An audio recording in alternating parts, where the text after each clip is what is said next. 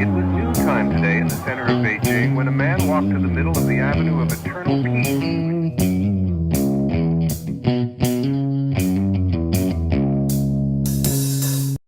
Well, all right. Welcome back to the Survival and Basic Badass Podcast, Kevin and Chuck. Today, well, we're going to talk about EMPs. Now, we've touched on them in the past, but I don't know. It seems more and more relevant every day, right? There's wars, rumors of wars, that kind of thing. It Mhm. gets you thinking. And turns out there is some new information out and things are, there are definitely some newer threats and real things that we need to, talk about and look into. But there's also different different things, out there that you need to be aware of. So Right. I wanted to talk about it. Like one of the things, all right, you guys remember last week we talked a little bit about World War III, kind of, as a more and more a real possibility. Right.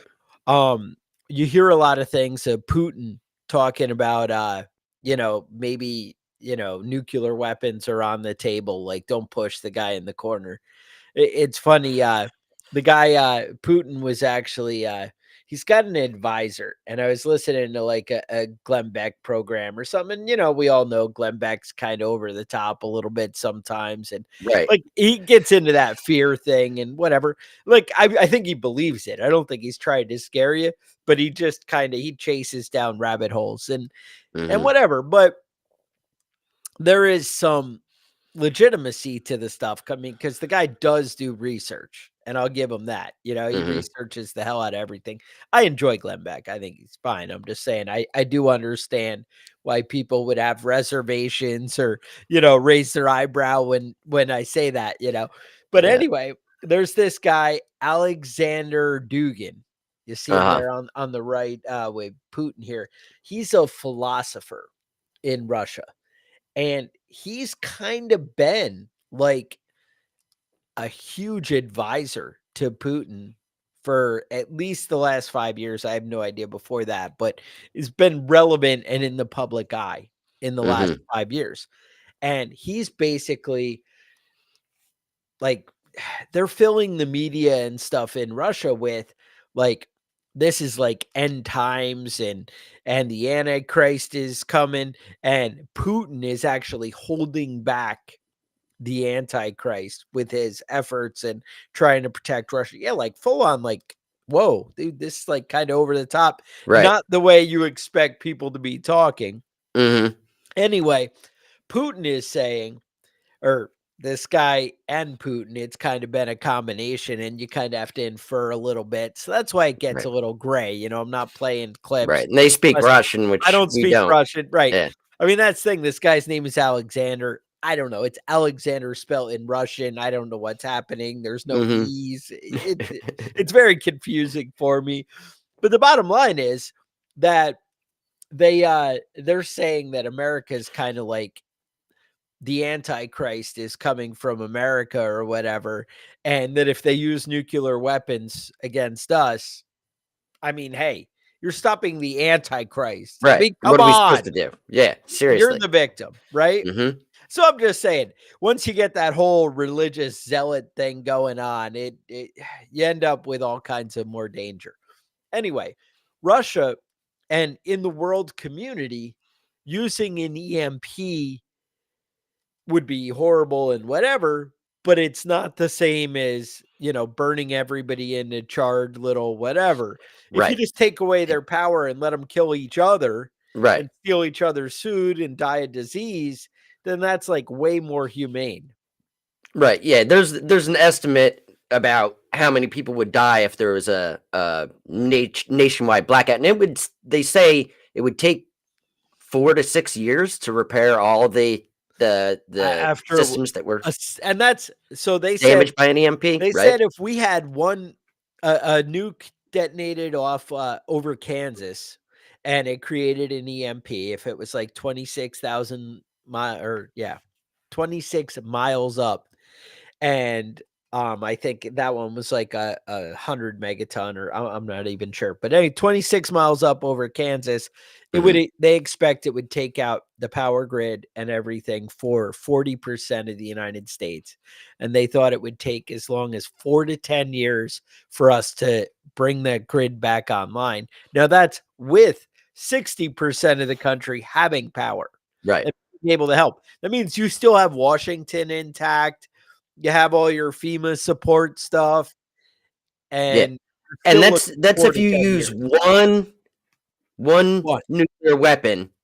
You know, the realistically you would use three, one for the East Right, Coast, one for the right. Midwest. You blanket the country, that's right.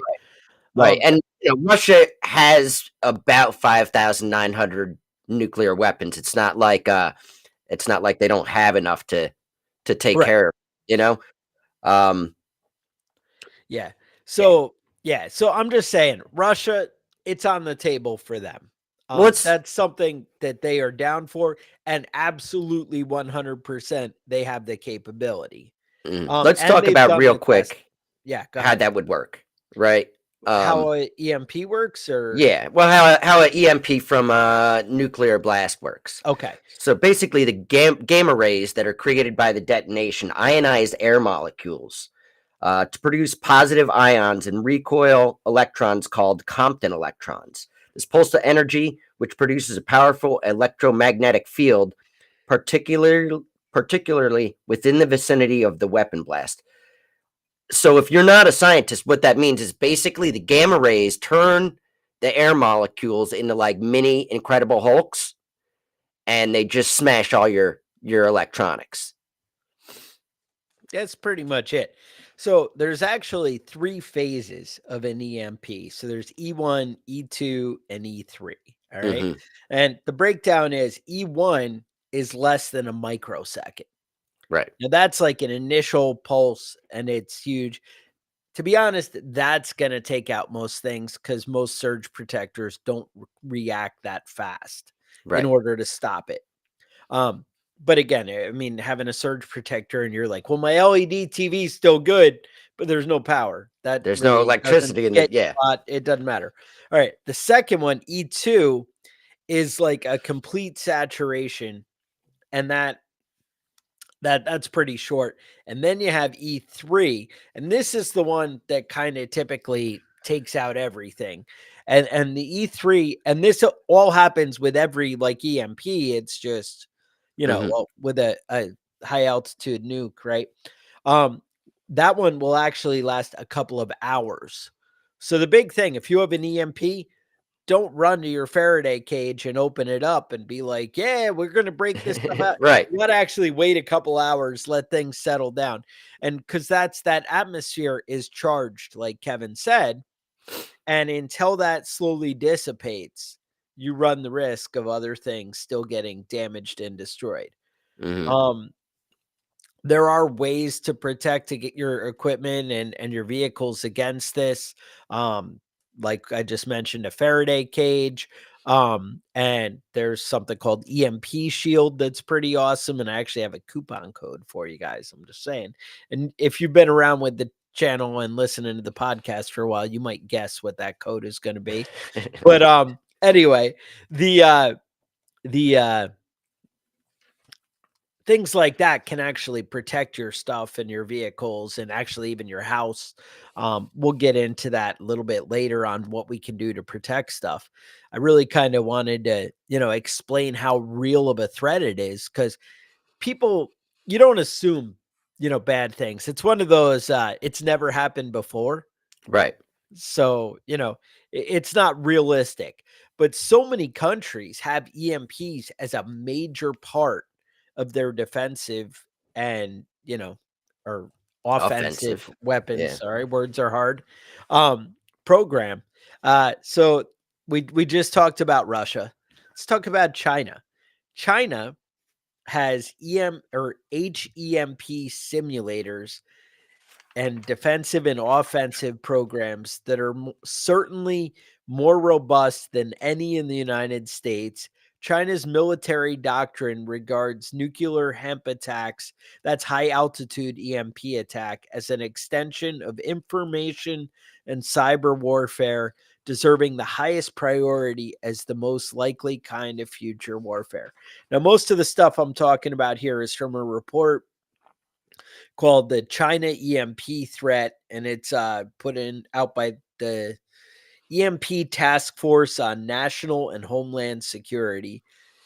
This one is from Dr. Peter Vincent Pry in June 2021. Now, there's a couple of concerning quotes, and I hate reading quotes in the podcast because I know it can get boring, but Right. some of this is like so shocking that you're just like, it's worth a read. All right. So, the foremost People's Liberation Army textbook on information warfare, Shen Wei Gong's the Third World War, Total Information Warfare, explicitly calls upon China to be prepared to exploit AGMP offensively and defend against it. Here's like there was a bunch more nonsense, but as soon as its computer networks come under attack and are destroyed, a country will slip into a state of paralysis and the lives of its people will grind to a halt. Therefore, China should focus on measures and countermeasures of computer viruses, EMPs, to quickly achieve breakthroughs in those technologies in order to equip China without delay with equivalent deterrence that will enable us to stand up to the military powers in the information age and neutralize and check the deference of Western powers, including the United States. So my point is, including the United States. they're really Why does everyone thinking hate about, right? Yeah. There's a lot of hate and anger. You know, I get irritated at people sometimes. They Mhm. get irritated at whole countries. I don't Mhm. even get pissed at countries usually. Like, that's not even my level of rage. So Yeah. these guys have some rage. Mhm. We did an episode a while back and we were talking about how much China, has that propaganda kind of going all the time about, Right. how they're going to destroy us. And it doesn't help that we got like Biden running around China's, what is it? Whatever the guy's name, Yeah, XI, whatever, Xi Xi Jinping, Jinping. right? He's Yeah. like, You she's can a say Winnie the Pooh dictator. for Winnie short the if Pooh. you're All right. yeah. If his name is That whole confusing, thing just go with gets me Pooh. going with that. You saw that South Park with I Mickey didn't see Mouse. that. I heard people talking about it. Yeah, it was bad. But and Pooh and Piglet are in the prison. It Mhm. just it's not good. Now, not only that, I would expand. Actually, it's funny. A lot of the information I got, if you guys go on EMP Shield's website, like if you're, this is something you're really into and you want like hard facts and stuff like that. If you go to EMP Shield's website, they have a section called Library. Mhm. And under the EMP library, they have all these reports on North Korea, China, anything the US government's, officially published on EMPs. They're all accessible and downloadable right there. And they also have, the testing and the things they've done to kind of prove and disprove. But I mean, countries have done to whether this stuff's going to work and, what kind of threat it is. Mhm. But basically in like 62, I think we did the atomic bomb testing, and that's when we kind of discovered the whole EMP stuff. Right. It wasn't They something that they predicted or knew about before they detonated it. it they had theories, but yeah, it's one of those you kind of till you test it, it's whatever. And Mhm. yeah, no, they definitely took out more stuff, but they did have some of the cameras and stuff shielded and whatever in, protected for some kind of, but yeah, it went out further than they thought. There were actually some issues in Hawaii and some other stuff. Yeah, they Um, did detonate one high altitude over an island in the South Pacific, and yes. 800 miles away in Hawaii, they had some issues. Telephones went down, power outages in certain places, and blew a lot of Yeah. fuses and things All right. like Now, that. mind you, yeah, this was actually Operation Fishbowl, and it was in 1962. And you're gonna like, dude, they called it The weapon was called Starfish Prime. All So right. you're classy, right? I don't know. I mean, to me that sounds like, oh, Starfish Prime. I think you had Prime to anything, and you just up the level, Right. right? Yeah, That sounds absolutely. right. So yeah, it was actually 1,500 miles away in Hawaii.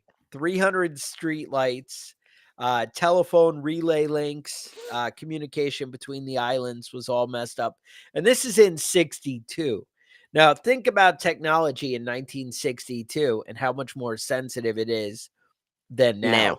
Because, well, like now if you don't have the static, I know when we work with circuit boards and stuff, I use the wrist strap that grounds you and that kind of thing, to protect, Right. electrostatic discharge, that kind of thing. It makes a difference.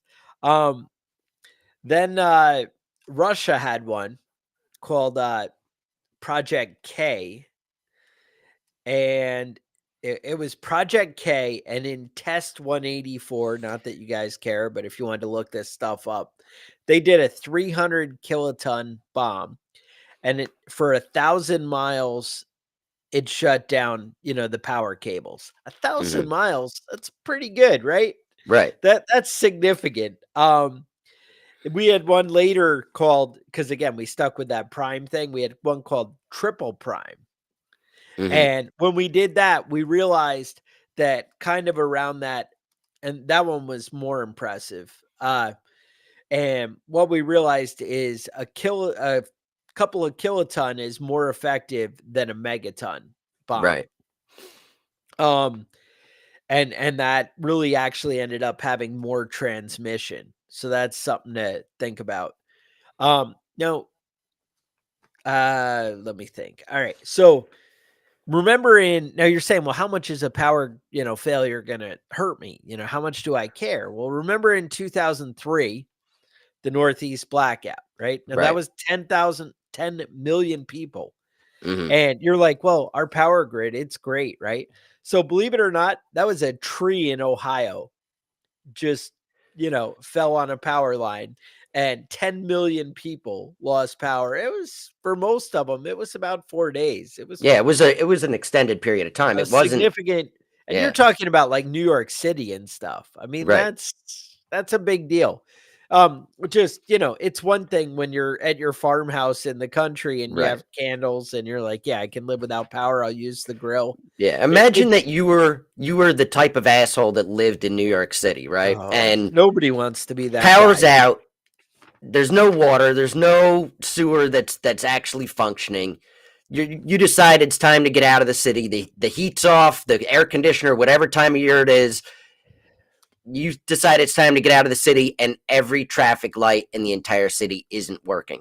So it was summer and it was Hmm. hot, and I was Right. out fixing air conditioners and it was bad. And the reason I know this, because I was about 45, maybe 50 miles from my house, and I was in the middle of, we'll call a city. It was like Wappingers Falls, right? But Hmm. I had to come down for you, Kevin. It was Route 9, and holy crap, every single street light is not working. Hmm. And it was just I think it took like 6 hours to get Right. home. Yeah.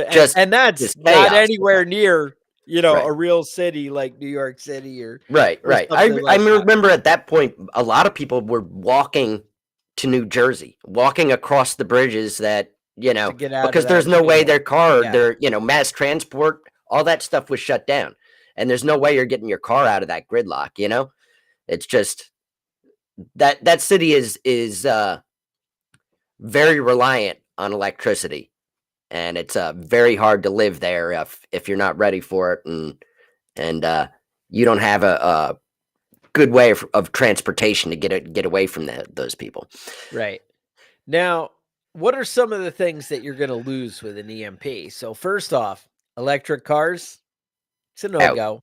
Yeah. Gone, right? Um, Most regular cars are going to have enough check engine light issues that you're going to be lucky if you can start it. Now, some of them are going to shut down, and then you'll be able to turn them back on and be all right that is driving. rumored. Um, Some of them, not so much. and the year keeps changing that I hear. I've heard vehicles before 1980 you're golden. I've Hmm. heard as far as 86. Everybody's got a different theory on that. Again, that kind of goes back to the whole EMP shield thing. Right. We'll You dig can, into that a yeah. little bit later and how you can protect your modern vehicle Hmm. and your modern house for that Right. matter. Um, Water, sewer. All those pump stations. Kevin, are there circuit boards in water and sewer plants? Yeah, you're screwed. Okay. You're screwed. What about my cell phone? Most people that are on municipal water Yeah, will have water for a short period of time afterwards because most of that water is pumped up into towers or, some sort of gravity feed situation.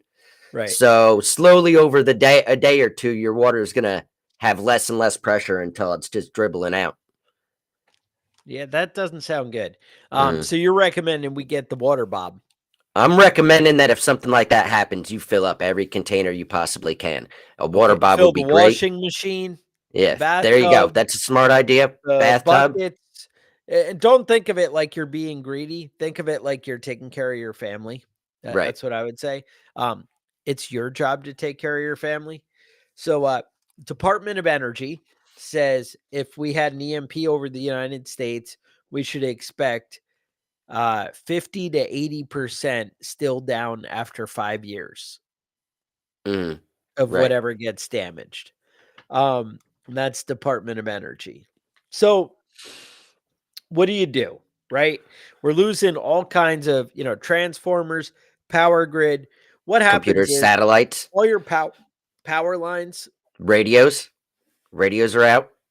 all your power lines are giant antennas, and they Mhm. basically carry it and destroy everything, transformers, all that, right? So, what do? One, you want to well, let's talk about EMP Shield. That's something right now.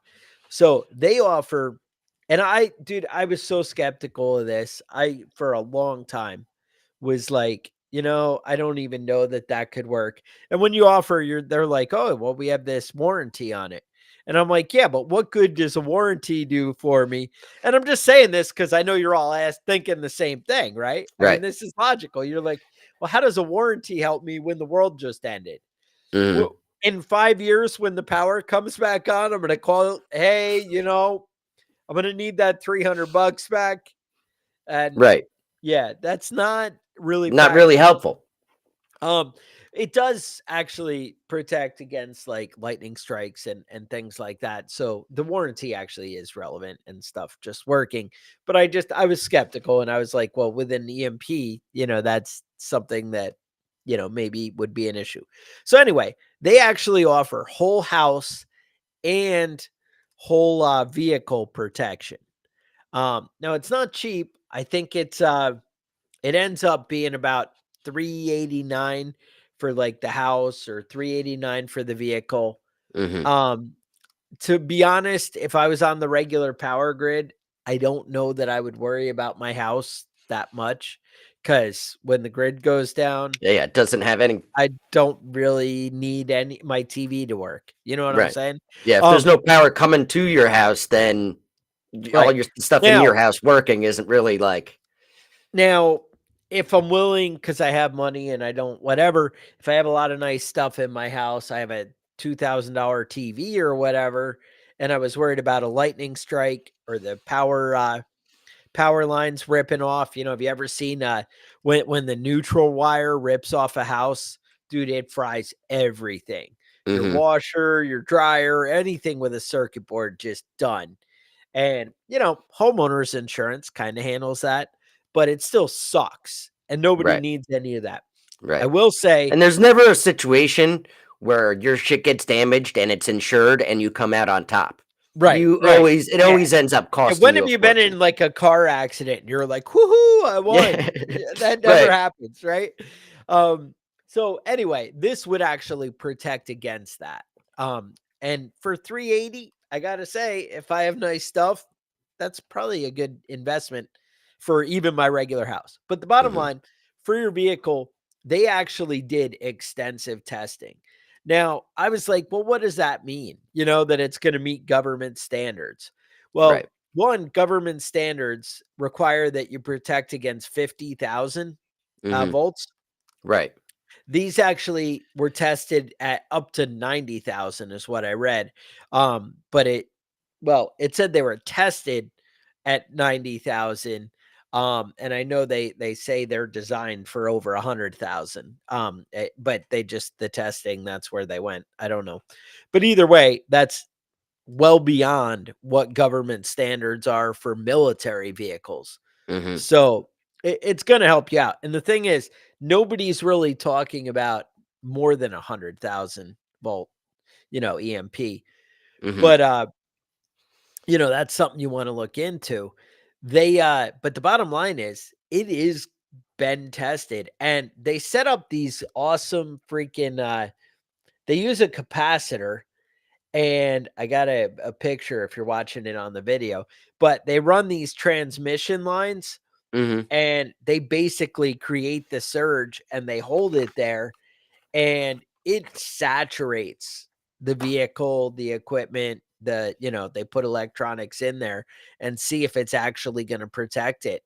And this has been done. Like I watched the videos, and I'm like, all right, like they actually checked it It out actually and it's works. really going to work. That to me is worth something. And I gotta say, like, I have old vehicles, and when I bought it, or when I made the decision that I was gonna buy an old truck and whatever, EMP was something very relevant in my mind. Right. I'm like, this is something I wanna, protect my family against. So I was down for look, I like the we're working on them, I like whatever. There were other influencing factors, but it was a consideration. Mhm. Now, my point is, um, for 350 bucks to make your nice modern vehicle not become a freaking paperweight, Mhm. that's pretty awesome, actually. I Right. think they're 389 is the answer. But Mhm. if you use code badass, that's the code badass, it's going to save you 50 bucks.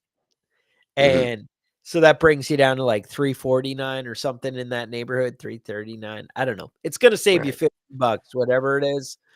And bottom line, you're gonna be kicking ass because 'cause you're gonna have your nice, cool vehicle, your radio is gonna work. There might not be Mhm. anybody transmitting out there, Yeah, if you have but EMP shield and an EMP hits, tell you what, your men are gonna single wanna be player. you and Yep, women are gonna wanna yep, be with you. exactly. You're gonna be loading up the bus, whatever you Mhm. got, EMP shield, you got it in there. They actually have a micro one that's, like, tiny, you can put on your motorcycle, your anything now. Yeah. They're working on it. But the bottom line is, it sounds like a pretty freaking great deal, is Mhm. what I'm getting at. Cause and then so here's the cool thing, if you do the micro, they actually have it with the wire cable. Cause that was the thing, I was like, "Well, which vehicle?" I'm like, "To be honest, I'd want it in my cool truck, but I end up taking the good gas mileage little car for the road trips." Mhm. And I know if I'm on a road trip, I don't wanna be stuck with a vehicle that dies, in the middle. And I was like, "What do I do?" Because I mean, to be honest, 389 is a lot of friggin' money. And I don't it's not a lot compared to a car, but it's still significant, right? That's Right. gonna affect your budget, right? Um, so I looked at that and I was like, "Yeah, I don't really know that I could swing 2." Well, if you buy the micro one, this new one they got, it has a plug on it, and you can wire it up in both vehicles, and when you go to take the one on the road trip, you just swap it over and plug it in, Mhm. and you're good in the second vehicle, whereas you can leave it in your primary vehicle, and then when you do something special, you can protect the other. Now, Right. obviously, it's gotta be in there when the EMP hits, Right. but, hey, that's still one more level of protection.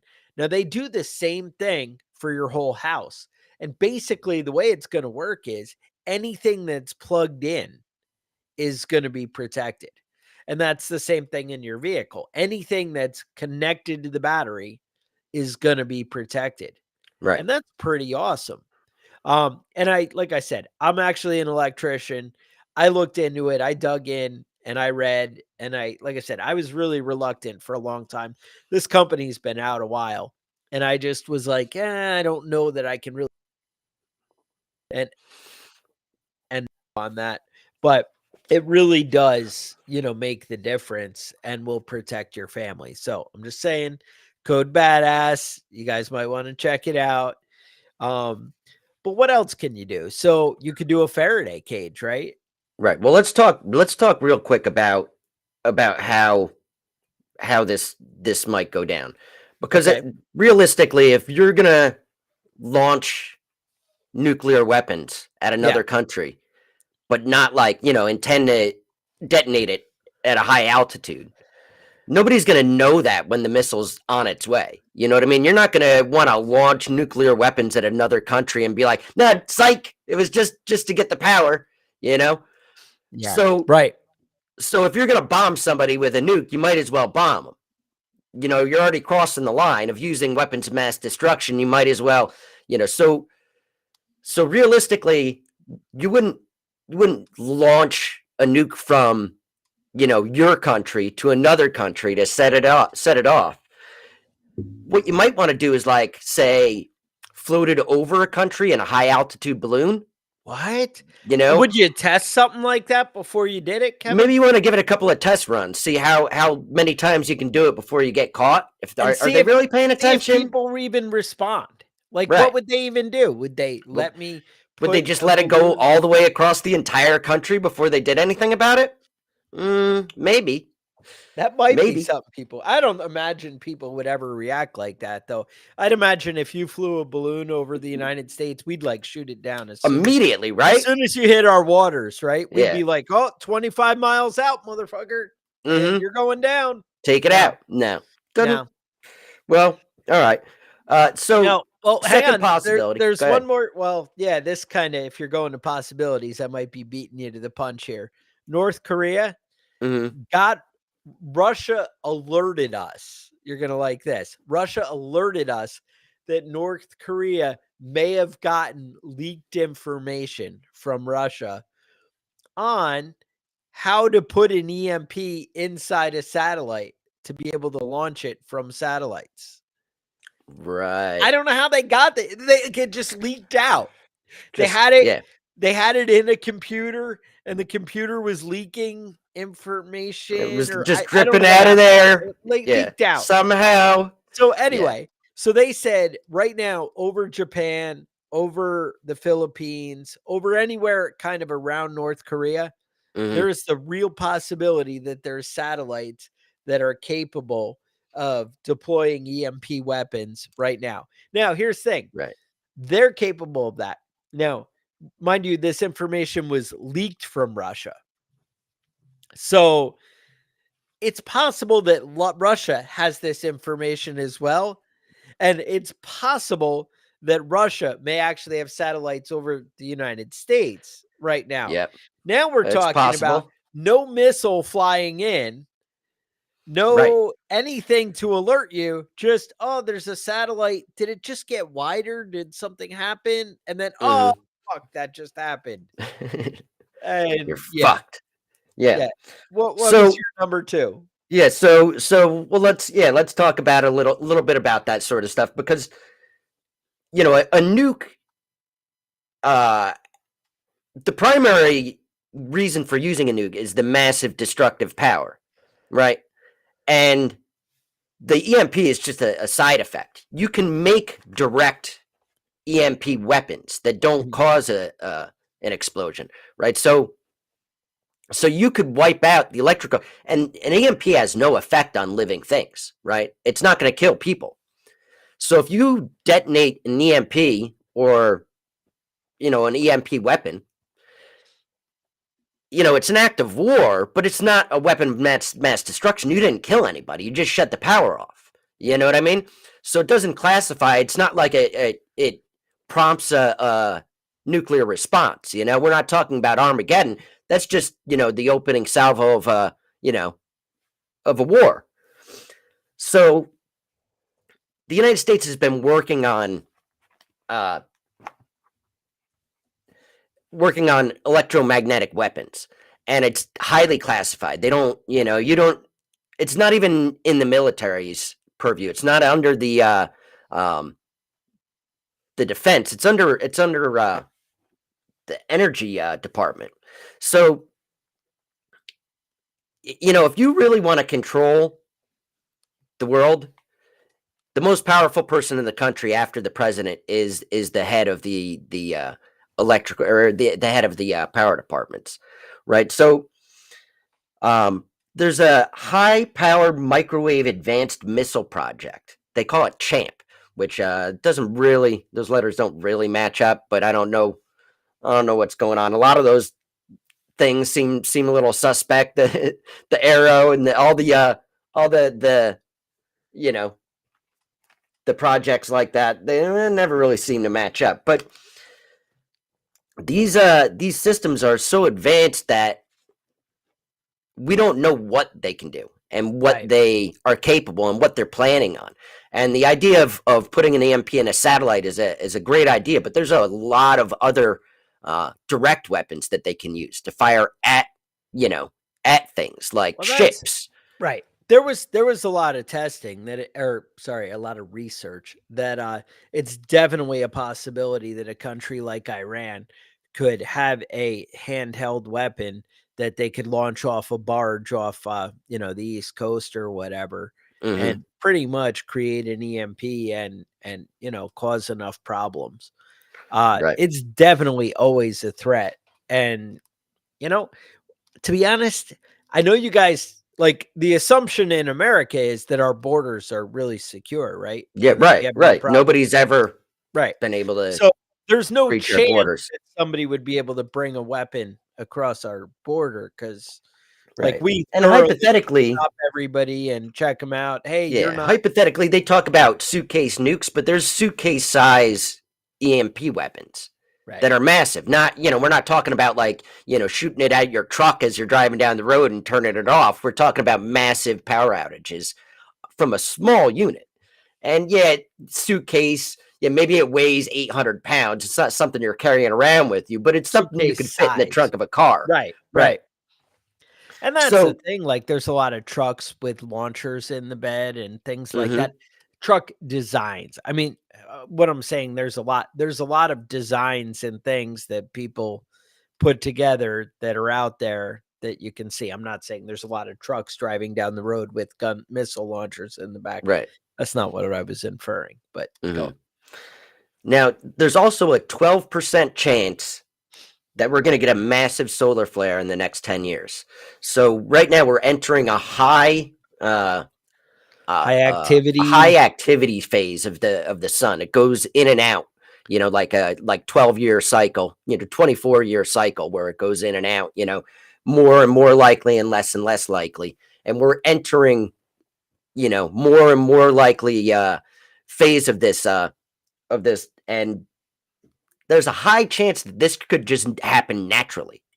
We're not talking about, China attacking us, but And how would we what's know? How right, would we know? right. But what's worse is it's gonna take out half of the world. Mm, Right? So the world's good, you probably don't know this, but the world actually turns in a circle. right, And it turns out whatever side is facing the sun, that guy gets screwed. right, The right. other guy's So like, "Oh, I didn't even notice anything. That's if that weird." happens over the United States, maybe China will come over and help us out. Maybe they'll send their military Bring aid, over right? here to help us and make sure everybody gets food. It's the communist way. And Well, next thing you know, the power's out and there's a Chinese what's military messed all up up and though down. Huh? is if it happens on the other side of the world, we will send aid. We will send aid. Yeah. And it'll cost us trillions of dollars and we'll rebuild everybody and oh, don't worry about it. But if it happens to us, they're gonna be like, "Fine. Yeah, I that don't know sucks, you, guys. buddy. Sorry. Sorry that happened to you. We'll send some troops over. I don't know what they're gonna do. They might clear the land, but you know what? I'll tell you what, it's gonna take us a little while to get our response together, and we'll see if you guys don't kind of just die off first. Yeah. Whatever. Take care of See, that shit we by just your kind on of your want to own. see what happens while we get our supplies ready.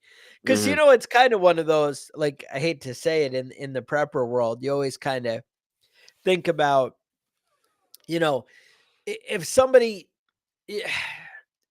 like if somebody can't get food or take care of their own life, giving them money or food right now isn't going to help them if they're just going to die tomorrow. Right. Like you bought them a day, but you didn't Mhm. buy, that teach a man to fish and he eats for a lifetime. You give Mhm. him a fish. Well, if I give you clean water and food now, but I don't sustain it and I don't give you a way to get back to creating your own food and water, then Mhm. you're kind of just screwed, you know? Right. The interesting thing is that the United States is fully capable of feeding its entire population easily, the amount of food we produce. Right. The problem is that the food isn't where the people are. Right. You know what I mean? Distribution. It's not Right. gonna be at the grocery store if trucks aren't driving. It's not gonna be at your farmer's market if their tractors aren't moving. Right. You know, if you live in New York City, if you live in Baltimore, if you live in Jackson, Florida, if you live in San Diego, that food isn't there. It's Right. not. It's not at your house. It's not within driving distance. It's not like you can go up the street and pick corn from you know, Farmer John and pay him in the change that you have in your change drawer because you can't access your bank account. Um, it's not going to be so easy. If you don't have food, if you don't have something to trade for food, you're going to be up shit's creek. Right. Um, yeah. I mean, that's the thing. That's really what it comes down to with preppers. I mean, and that's thing. So what can you do? You can coordinate with your neighbors on how you'd respond to a disaster, right? You can talk about each other and to each other about being prepared, about, hey, do you have kind of stuff? And hey, how might you do it? Hey, who has a well? Who has, all right, we all live in the city and we're all on municipal water and nobody has an old well that's been around for a while or whatever. So, Mhm, does everybody have a water bob? Does everybody have a way to filter water in the creek or whatever? Does anybody know how to collect water or get rainwater, somehow? I'm sure mhm, that's illegal in most places, but who knows? Um, Food stores. Do you and your neighbors have food stored up, right? Do you have a garden? Do you have a way to produce more? Maybe mhm, it's chickens, maybe it's rabbits, maybe you have something going on there. Flashlights, backup optics. A lot of us have more advanced optics on our weapons that, do you have some more? I actually have, I think, like 4 red dots that I put in a Faraday cage. They were all like cheap, like $30 each, but I right, found one that actually worked well. And I was like, I could buy a bunch of these and just stockpile them. And just in case I have to break something out, for later. Um, do you have ways for like off-grid cooking, hand tools? Do you have a tractor? Is your tractor maybe protected? Is it in a metal barn? I mean, that might be enough to deflect things, but there's also a good chance that it's not. I think it really matters was the barn door open? I don't know. I know that a direct strike, like if you're in Kansas and they deploy a weapon over you, yeah, that tractor probably isn't gonna work even in the barn. yeah, Now, unless you had the whole EMP shield thing going, mhm, but, that's just something. I I'm just putting that out there. Um, Kevin, any more thoughts on this? I know we wanted to in the future here, maybe coming up, we might talk about a Faraday cage. I know time's always right. ticking. Kevin's gotta get kids to work and everything else. Yeah, there's all sorts of stuff always happening, but we can follow up with a second episode for next week, talking about how to protect yourself and how to defend what you have from a potential EMP strike. Right. I think that would be excellent. 99% sure we're gonna have the YouTube live next week, same as always. My employer does tend to change when work happens at the last minute and get crazy. So Hmm. if anything comes up, um, check the Facebook group or the page, and I will try and put that out there. So I will try my best to be here, but I try not to, waste your morning if you guys are planning, on checking it out. And I don't want to disappoint you. So watch the Facebook group. I will post something if something comes up, but we do plan to be there this week. And questions, concerns, things you guys want to hear about, maybe more EMP ideas, we'd love to see them in the comments. But if you have show ideas, email us at preppingbadass@gmail.com. Otherwise, I would say stay safe, and we will talk to you guys next week.